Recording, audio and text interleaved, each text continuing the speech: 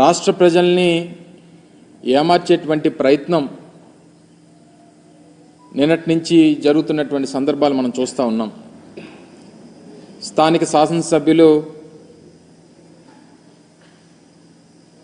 చాలామంది వారి కార్యకర్తల్ని అలాగే చాలామంది మీడియా సహచరుల్ని అందరినీ కూడా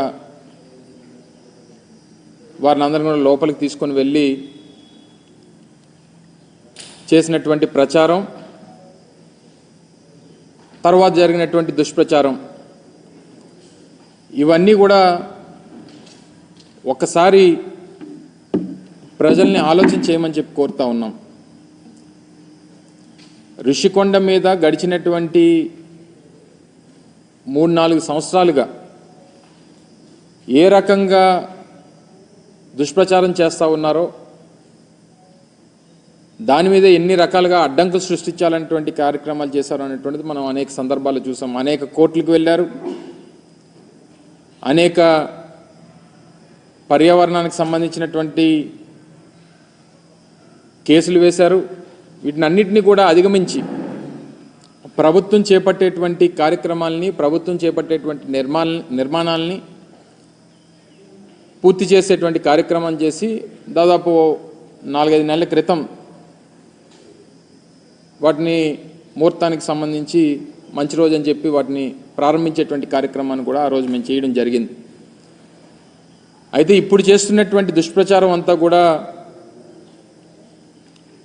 అదేవో సొంత భవనాల్లాగా, ఈరోజు ప్రభుత్వం వారు ఉన్నారు, ప్రభుత్వంలో వారు ఉన్నటువంటి సందర్భాలు,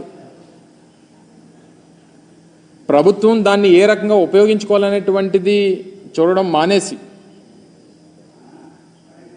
రేపు రానటువంటి కాలంలో రాష్ట్రపతితో లేకపోతే గవర్నర్ గారో లేకపోతే ఇతర పెద్దలో వచ్చినప్పుడు దాన్ని ఏ రకంగా ఉపయోగించుకోవాలి అనేటువంటిది చూడడం మానేసి దాన్ని ఇంకా జగన్మోహన్ రెడ్డి గారు ఇల్లులాగే చిత్రీకరించేటువంటి ప్రయత్నం చేయడం అనేటువంటిది సమంజసం కాదు. దాన్ని తీవ్రంగా ఖండిస్తూ ఉన్నాం. ముఖ్యంగా జగన్మోహన్ రెడ్డి గారు మేము అధికారంలో ఉన్నప్పుడు విశాఖపట్నాన్ని ఎగ్జిక్యూటివ్ క్యాపిటల్గా చేయాలనేటువంటి ఒక పాలసీని మేము తీసుకోవడం, దానికి అనేక రకాలైనటువంటి అడ్డంకులు సృష్టించేటువంటి కార్యక్రమం చేశారు. మళ్ళీ అధికారంలోకి వస్తే ఇక్కడి నుంచి పరిపాలన మొదలు పెట్టాలనేటువంటి ఒక నిర్ణయాన్ని ఆ రోజు జగన్మోహన్ రెడ్డి గారు ప్రకటించడం జరిగింది. సరే, ఎన్నికల్లో వచ్చినటువంటి ఫలితాలు దాన్ని ప్రజాస్వామ్యంగా అంగీకరించి వారికి అధికారం వచ్చింది. సరే, వారు ఇప్పుడు నిర్ణయం తీసుకున్నారు, నిర్ణయం తీసుకున్న దాని ప్రకారం వారు చేసుకుంటారు.